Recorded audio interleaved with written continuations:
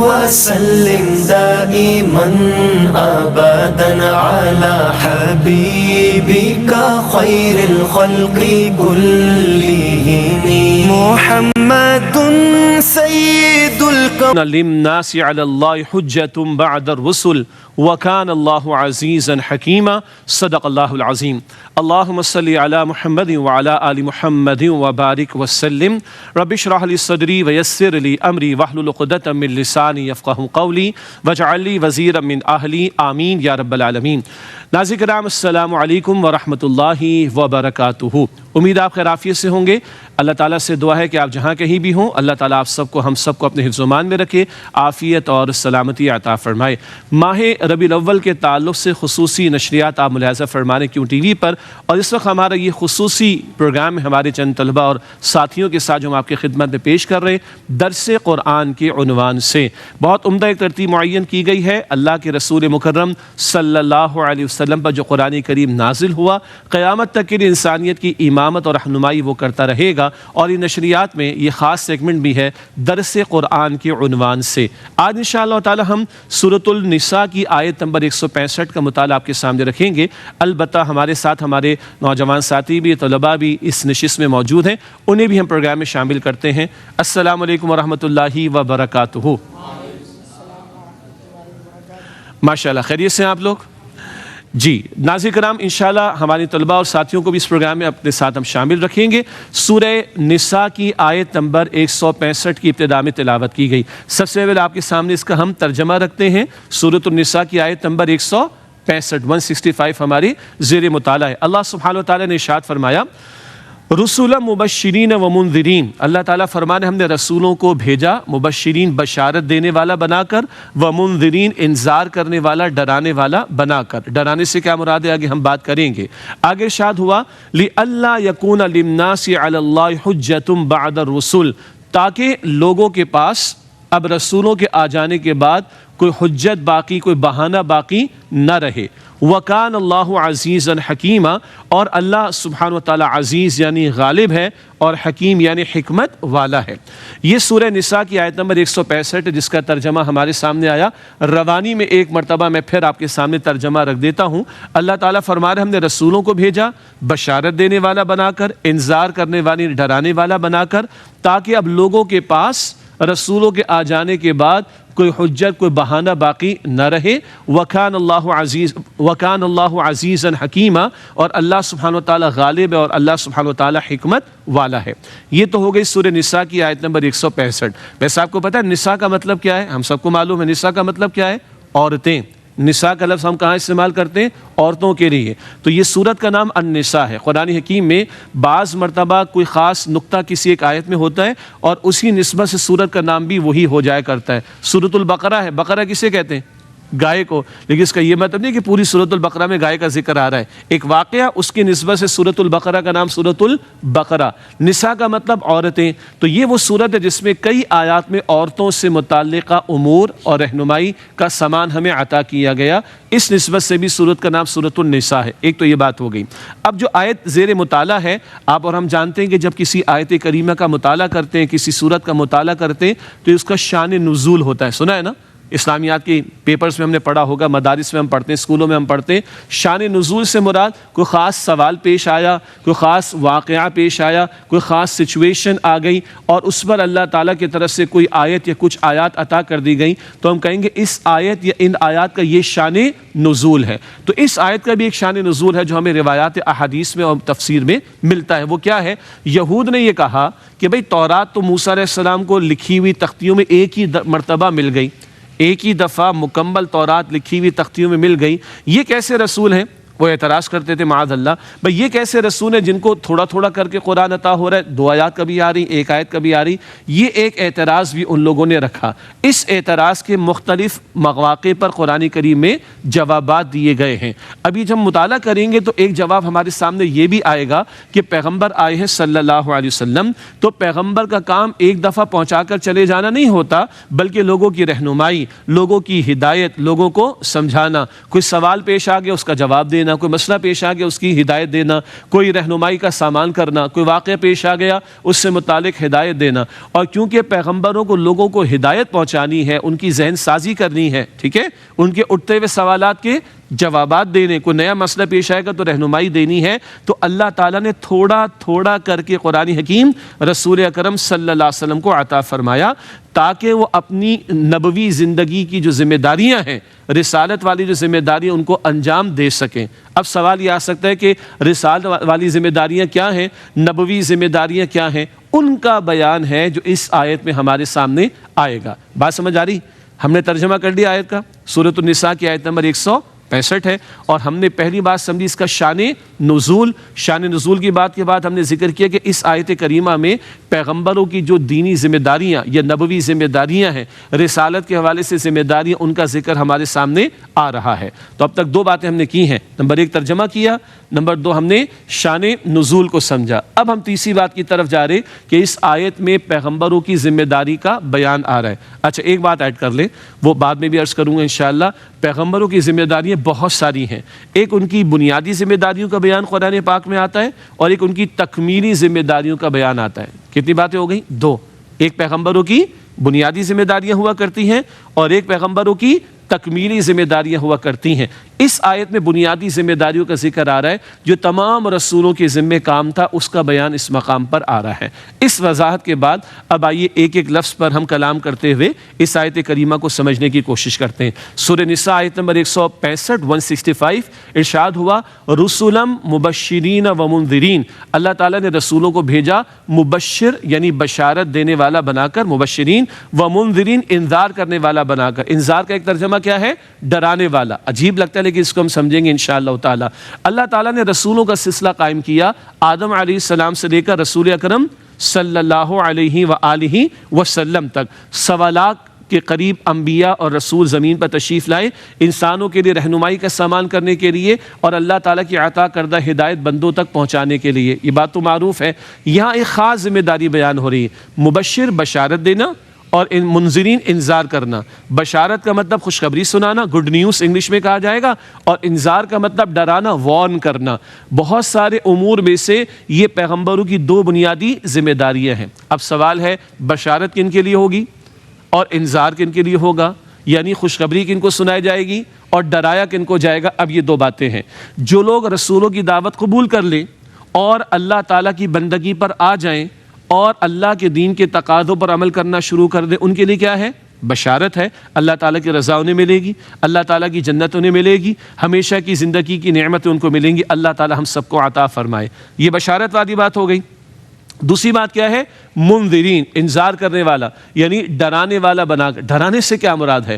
جو لوگ اللہ کی عبادت کی طرف نہ آئیں, جو لوگ پیغمبر کی دعوت قبول نہ کریں, جو لوگ آخرت کی تیاری کی فکر نہ کریں, ان کو ڈرایا جا رہا ہے. کس بات سے؟ اللہ کی پکڑ سے اور اللہ تعالیٰ کے عذاب سے.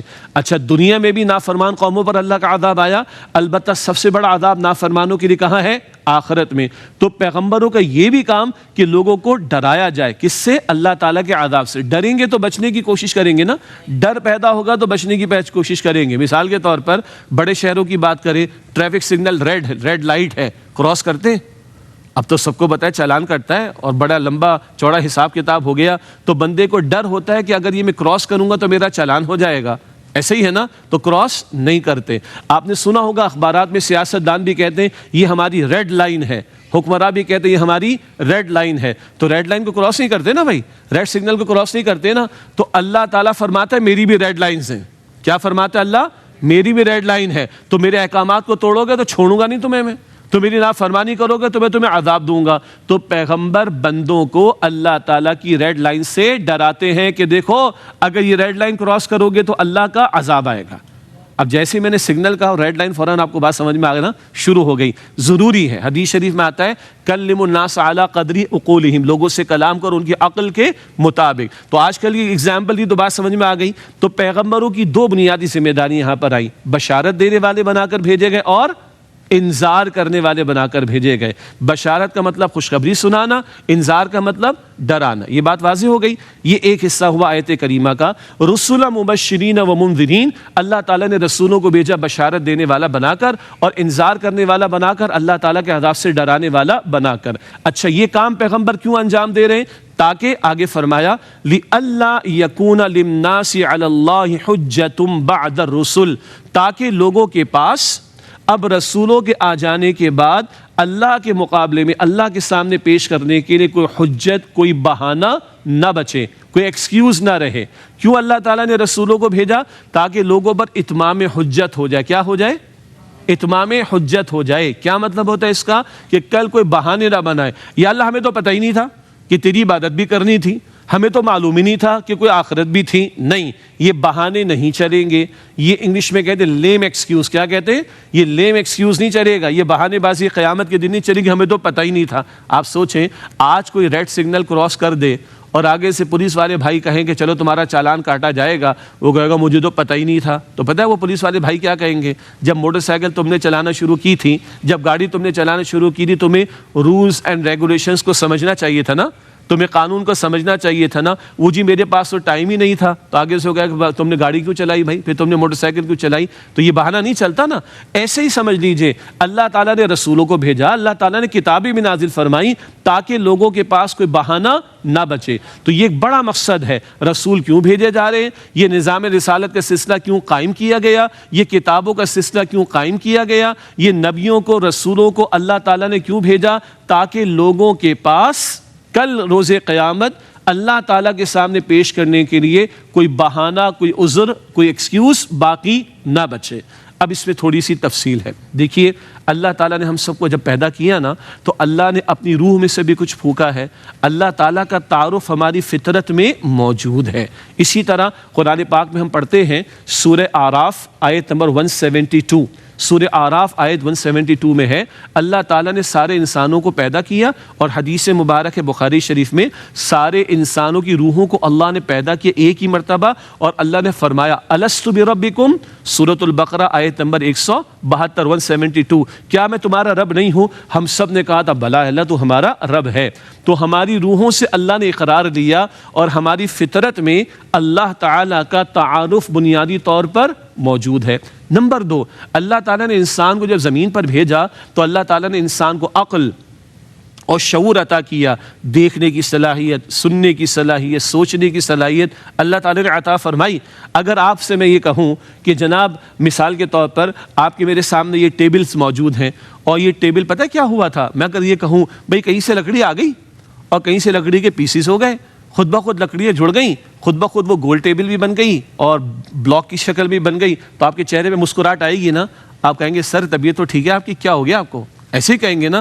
آپ کہیں گے نہیں، یہ ٹیبل خود بخود نہیں بنی، یہ لکڑی کے پیسز کسی نے کاٹے تھے، یہ درخت کسی نے پہلے کاٹے ہوں گے، پھر ان کو شیپ کسی نے دیا ہوگا، پھر برابر برابر ایکولی میجرمنٹ کے ساتھ اس کو کاٹا گیا ہوگا، پھر اس کو کسی نے پیسٹ کیا ہوگا، کیل ٹھوکی ہوگی ہے نا، اور سولوشن وغیرہ لگایا ہوگا، پھر اس کی پالش ہوئی ہوگی، تو یہ کسی بنانے والے نے بنا کر یہ ٹیبل رکھی ہے۔ ایسے ہی ہے نا؟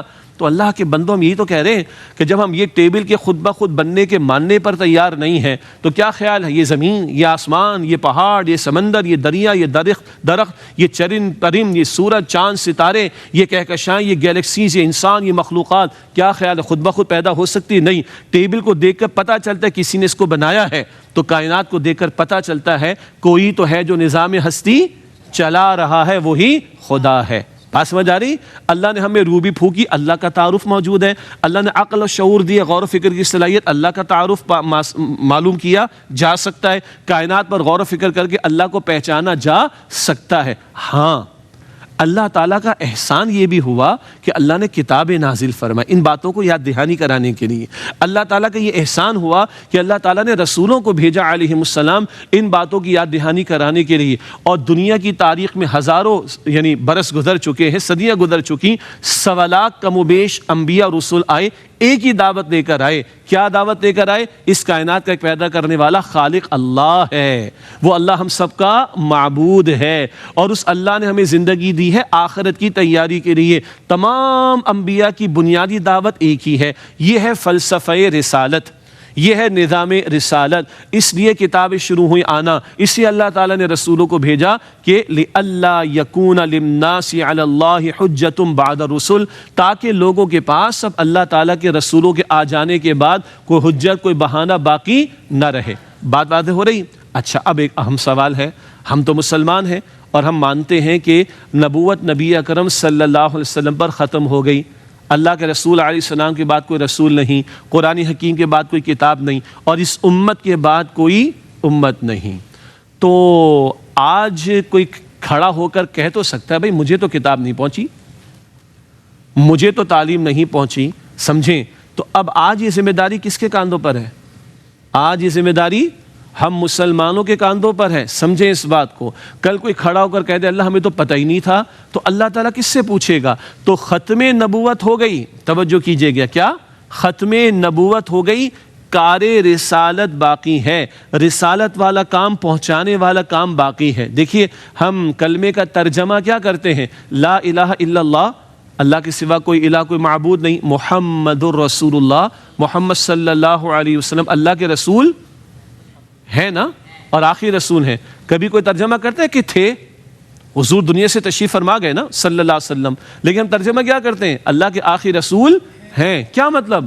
آج وہی شخص مسلمان ہوگا جو رسول اکرم علیہ السلام کو اللہ تعالیٰ کا آخری رسول مانے گا, اور اب قیامت تک اللہ کے رسول علیہ السلام کی رسالت جاری رہے گی. ٹھیک ہو گیا. لیکن کوئی سوال اٹھائے بھائی مجھے تو پتہ ہی نہیں, مجھ تک تو پیغام ہی نہیں پہنچا, تو کیا جواب دیں گے ہم؟ اب جواب یہ ہے کہ ختم نبوت ہو گئی, کار رسالت باقی ہے. رسول اکرم صلی اللہ علیہ وسلم کے تشریف لے جانے کے بعد آج یہ پہنچانے والی ذمہ داری, اللہ کا کلام بندوں تک پہنچے, اللہ کے نبی علیہ السلام کا اسوہ بندوں تک پہنچے, اللہ کے دین کی تعلیم بندوں تک پہنچے, یہ ذمہ داری کس کے کاندھوں پر ہے؟ ہم مسلمانوں کے کاندھوں پر ہے. دیکھیے قرآن پاک میں ایک آیت ہے, سورہ حج کی آخری آیت, سورہ حج کی آخری آیت, آیت نمبر 78. اللہ تعالیٰ فرماتا ہے هو اجتباکم, اللہ سبحانہ وتعالیٰ نے تمہیں چن لیا ہے. سبحان اللہ, یہ دل کے کانوں سے سنیں. ناظرین کرام, آسمی میں گزارش کر رہا ہوں, دل کے کانوں سے سنیں. اس آیت کا ریفرنس نوٹ کیجئے, خود بعد میں ترجمہ تشریح پڑھیے گا. اللہ تعالیٰ فرما رہا ہے سورہ حج کی آخری آیت, آیت 78 میں, هو اجتباکم, اللہ تعالیٰ نے تمہیں چن لیا. پہلے اللہ تعالیٰ نے آدم علیہ السلام سے لے کر رسول اکرم صلی اللہ علیہ وسلم تک 1.25 لاکھ انبیاء اور رسل کو چنا. اب ختم نبوت کے بعد اللہ تعالیٰ نے رسول اکرم صلی اللہ علیہ وسلم کی امت کو چن لیا. وہ کہتے ہیں نا شعر میں, وقت فرصت ہے کہاں, کام ابھی باقی ہے. وقت فرصت ہے کہاں, کام ابھی باقی ہے. نور توحید کا اتمام ابھی باقی ہے, اور یہ ذمہ داری آج امت مسلمہ کے کاندھوں پر ہے. اسی انداز سے سورہ البقرہ آیت نمبر 143, سورۃ البقرہ آیت 143, اللہ تعالیٰ نے ارشاد فرمایا وَكَذَلِكَ جَعَلْنَاكُمْ أُمَّةً وَسَطًا لِتَكُونُوا شُهَدَاءَ عَلَى النَّاسِ وَيَكُونَ الرَّسُولُ عَلَيْكُمْ شَهِيدًا. سورۃ البقرہ آیت نمبر 143, 143. ہم نے اسی طرح تمہیں درمیانی امت بنایا تاکہ تم انسانوں پر اللہ کے دین کی گواہی دینے والے بنو, اور رسول اکرم صلی اللہ علیہ وسلم تم پر گواہ, اللہ کے دین کی گواہی دینے والے ہو جائیں. اللہ کے رسول نے گواہی ہم پر دی, ہم تک پہنچا دیا. اب ساری انسانیت تک پہنچانے کی ذمہ داری کس کے کاندھوں پر ہے؟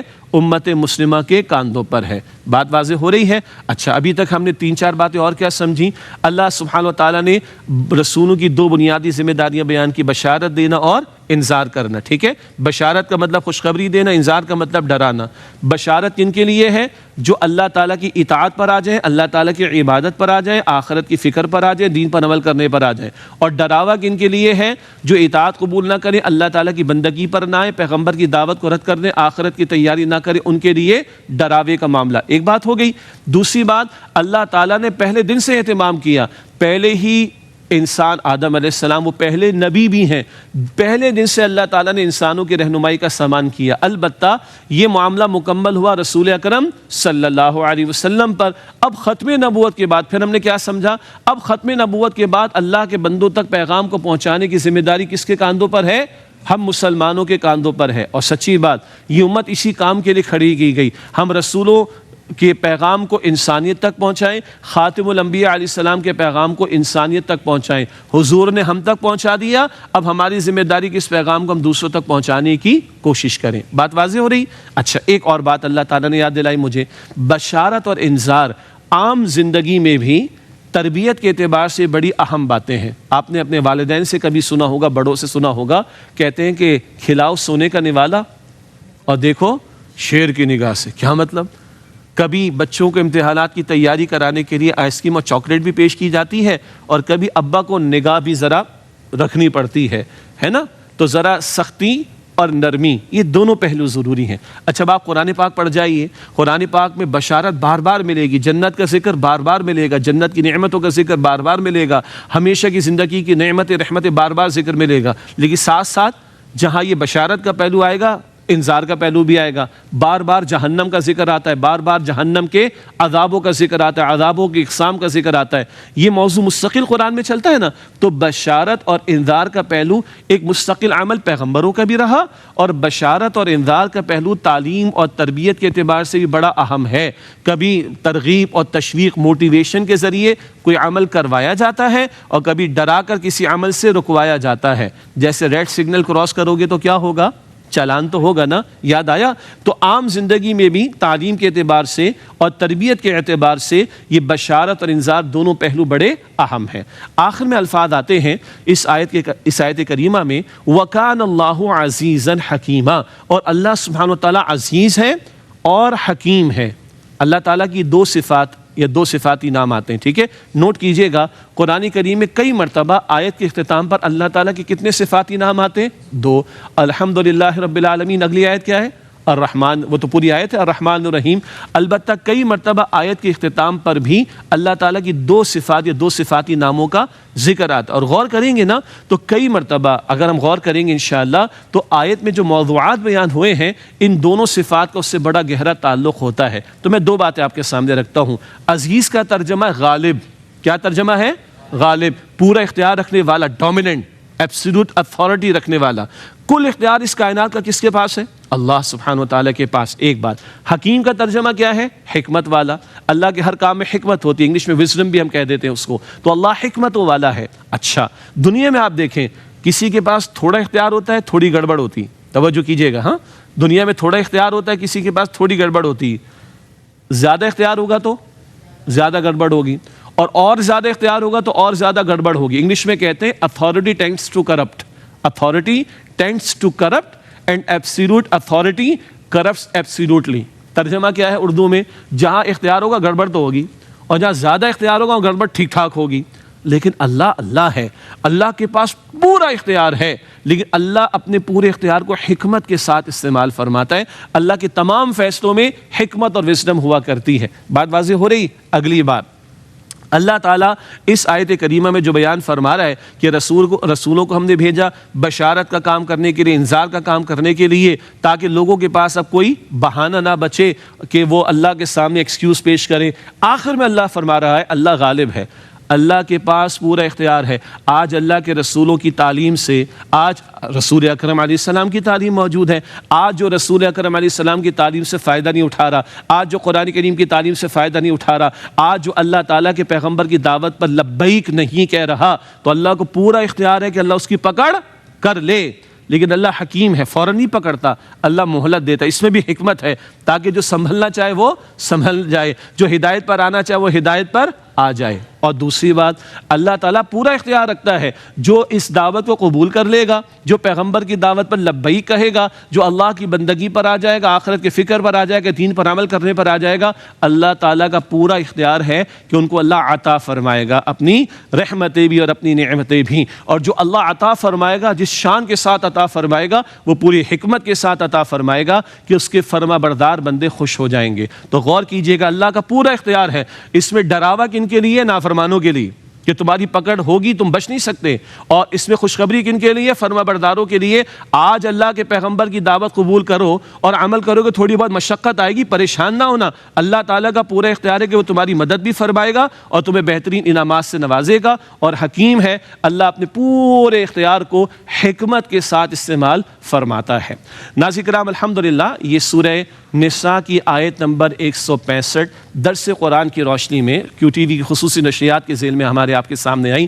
بہت اہم باتیں فلسفہ رسالت کے حوالے سے آ گئیں, بشارت اور انذار کے حوالے سے آ گئیں, اور نظام رسالت کیوں قائم ہوا اس کے حوالے سے بھی آ گئیں. ختم نبوت کے بعد آج ہماری ذمہ داری کیا ہے اس کے اعتبار سے بھی بات سامنے آ گئی. اتمام حجت کا پہلو وہ بھی سامنے آ گیا. قبول کرنے والوں کے لیے بشارت, انکار کرنے والوں کے لیے ڈراوا, یہ ذکر بھی آ گیا. اللہ غالب کل اختیار رکھنے والا ہے لیکن حکیم ہے, حکمت کے ساتھ اپنے اختیار کو استعمال فرماتا ہے, اور اللہ کے غالب ہونے میں نافرمانوں کے لیے ڈراوے کا پہلو بھی ہے اور فرما برداروں کے لیے بشارت کا موٹیویشن کا پہلو بھی ہے. اللہ تعالیٰ سے دعا ہے اللہ تعالیٰ ہم سب کو رسالت مآب صلی اللہ علیہ وسلم کی سچی محبت نصیب فرمائے, اور رسول اکرم علیہ السلام کا لایا ہوا پیارا قرآن اس کو ہم سیکھیں, سمجھیں, عمل کریں, اور نبی مکرم علیہ السلام کی ختم نبوت کے بعد جو آج ہم پر ذمہ داری ہے کہ ہم خود اللہ کی بندگی کریں, دوسروں کو اللہ تعالیٰ کی بندگی کی دعوت دیں, اور اللہ تعالیٰ کی بندگی پر مبنی نظام کے قیام کی جد و جہد کریں. اللہ تعالیٰ ہم سب کو اس کی توفیق عطا فرمائے. آپ سب کا بہت شکریہ. اللہ تمام ساتھیوں کو جزائے خیر عطا فرمائے. اور ناظرین ہم دعا کریں گے اللہ تعالیٰ ہم سب کو اپنے زبان میں رکھے, اور یہ جو پیاری پیاری باتیں ہمارے سامنے آ رہی ہیں اللہ مجھے اور آپ کو ہم سب کو عمل کی توفیق عطا فرمائے. آمین یا رب العالمین. وآخر دعوانا ان الحمد للہ رب العالمین, والسلام علیکم ورحمۃ اللہ وبرکاتہ. ناظرین کرام الحمدللہ اسی کے ساتھ سورۃ النساء کی آیت نمبر 165 کے حوالے سے کچھ جو گزارشات اور تشریحات آپ کے سامنے رکھتی جو مکمل ہوئیں.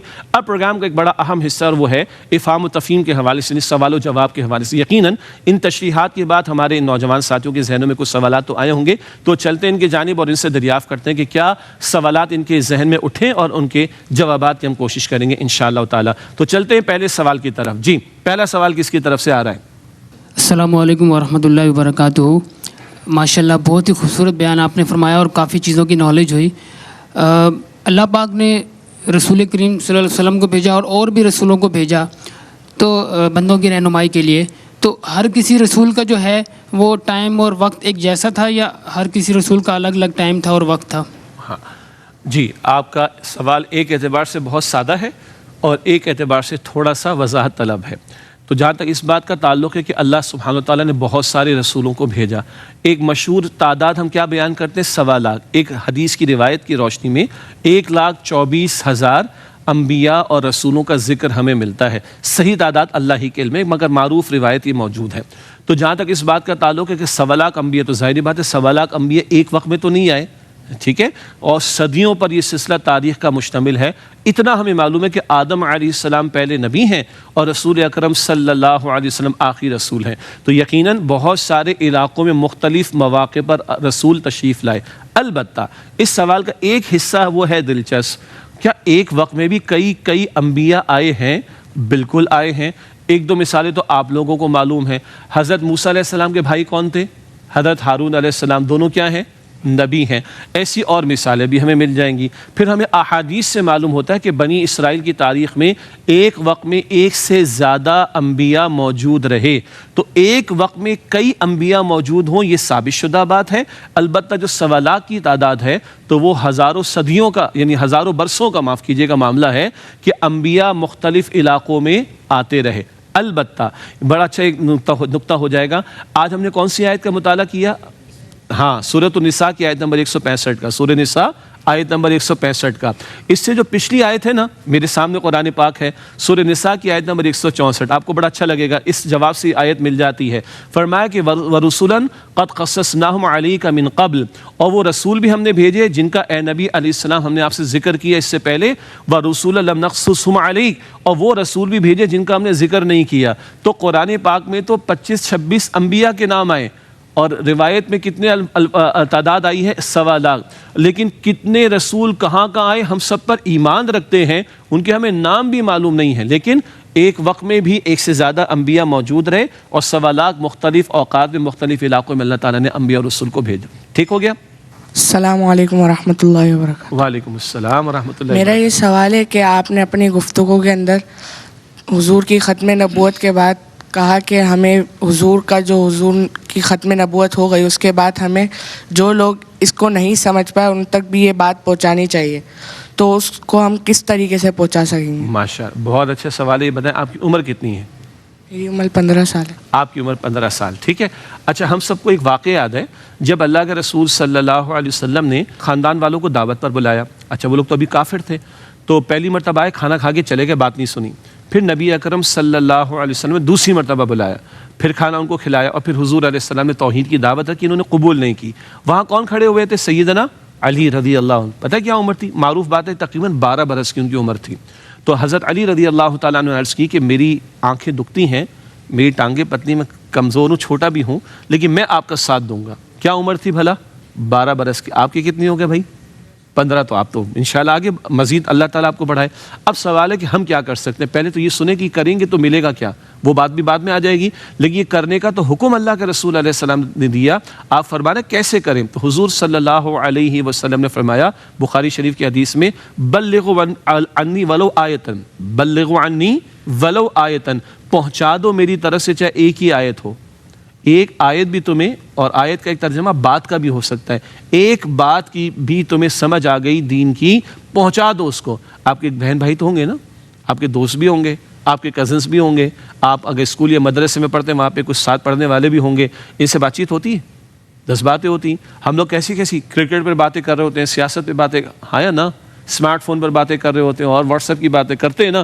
جب یہ سب کچھ باتیں کر سکتے تو دین کی بات بھی کر سکتے ہیں نا. اور کتنا, ایک آیت بھی آتی ہے تو پہنچا دو. پھر ہم سیکھیں گے تو آگے سکھانے والے بنیں گے, ہے نا. آج ہم سیکھ ہی رہے نا, چند باتیں ہمیں پتہ چل گئیں, ہم دوسروں کو پہنچانے والے بن جائیں. پھر اگلی بات کیا ہے؟ اگر ہم مل جل کر یہ کام کریں, گھر کے اندر کچھ ہمارے گھر والے ہمارا ساتھ دیں, یا دوست ہمارا ساتھ دیں, یا نیک لوگوں کی جماعت میں ہم جڑ جائیں, مسجد کے ماحول میں ہم جڑ جائیں, تو پھر کام کرنا ہمارے لیے کیا ہو جائے گا؟ آسان ہو جائے گا. تو اس کے لیے 25-50 سال کی عمر کا انتظار کرنا ضروری نہیں ہے. انگلش میں کہتے ہیں just do it, now and never والی بات ہے. اردو میں کہتے ہیں ابھی نہیں تو کبھی نہیں. آج یہ کام ہمیں شروع کرنا ہے, ٹھیک ہے انشاءاللہ. میرا سوال یہ ہے کہ اگر ہم دین کی تبلیغ کرتے ہیں تو اس کے لیے ہمارے لیے کتنا ثواب ہوگا؟ ماشاءاللہ, کتنا زبردست سوال آ گیا. ابھی سوال آیا تھا کہ بھائی کیسے کریں, اب آ رہا ہے کہ کریں تو کیا ملے گا. ویسے ہم کہتے ہیں نا کہ 2 پیسے کا فائدہ ہوگا تو کام کریں گے نا. اور یہ دیکھیں سبحان اللہ, آج آیت کون سی تھی؟ سورہ نساء کی آیت نمبر 165, بشارت کا ذکر تھا نا. تو بشارت قرآن پاک میں بھی ہے, بشارت احادیث مبارکہ میں بھی ہے. اور بشارت کا ایک مقصد کیا ہوتا ہے؟ عمل کا جذبہ پیدا ہو. اب آپ کا سوال ہے کہ اگر ہم دین کی دعوت کا, دین کی تبلیغ کا, دین کو پہنچانے کا کام کریں گے تو کیا ملے گا؟ تو جیسے ان کو میں جواب میں کہہ رہا تھا کہ اللہ کے رسول علیہ السلام نے اس کی ترغیب دلائی. تو ایک حدیث مبارک ہے, بہت مشہور ہے, بخاری شریف میں. حضور نے فرمایا صلی اللہ علیہ وسلم, خیرکم من تعلم القرآن وعلمہ, تم میں سے بہترین لوگ وہ ہیں جو قرآن حکیم سیکھیں اور دوسروں کو سکھائیں. ایک بات ہو گئی. دوسری بات, اللہ کے رسول علیہ السلام نے سیدنا علی کو فرمایا رضی اللہ عنہ, جامع ترمذی میں بھی روایت ہے کہ اے علی, تمہاری وجہ سے ایک شخص بھی اگر ہدایت کے راستے کی طرف آ جائے تو یہ 100 سرخ اونٹوں سے زیادہ قیمتی ہے. سرخ اونٹ کا مطلب, آج کی مہنگی گاڑیاں کون کون سی ہیں؟ پریڈو ہے, BMW ہے, فراری ہوگی, اتنا ہی پتا ہے نا ہم لوگوں کو, اس سے مہنگی بھی گاڑی ہے ویسے, ٹھیک ہے. تو جتنی آج ایک فراری یا BMW یا پجیرو یا پریڈو, یہ بڑی برانڈڈ مشہور گاڑی ہے, اس زمانے کا سرخ اونٹ اتنا ہی قیمتی ہوتا تھا. اب سمجھ آ رہی؟ اس زمانے کا سرخ اونٹ اتنا ہی قیمتی ہوتا تھا. اور اللہ کے رسول علیہ السلام کیا فرما رہے ہیں کہ تمہاری وجہ سے ایک شخص بھی ہدایت کے راستے کی طرف آ جائے تو یہ تمہارے لیے 100 سرخ اونٹوں سے زیادہ قیمتی بات ہوگی. اور آخری حدیث اس زمانے میں اور بھی بہت سی ہیں. اس وقت کے پروگرام کے تعلق سے حضور نے ایک بڑی پیاری دعا عطا کی. یہ بہت پیاری بات ہے, اس کو سمجھنے کے لیے پہلے ایک اور بات سمجھیں. ہم رکشوں کے پیچھے, بسوں کے پیچھے, ٹرکوں کے پیچھے ایک بات لکھی ہوئی پڑھتے ہیں, ماں کی دعا.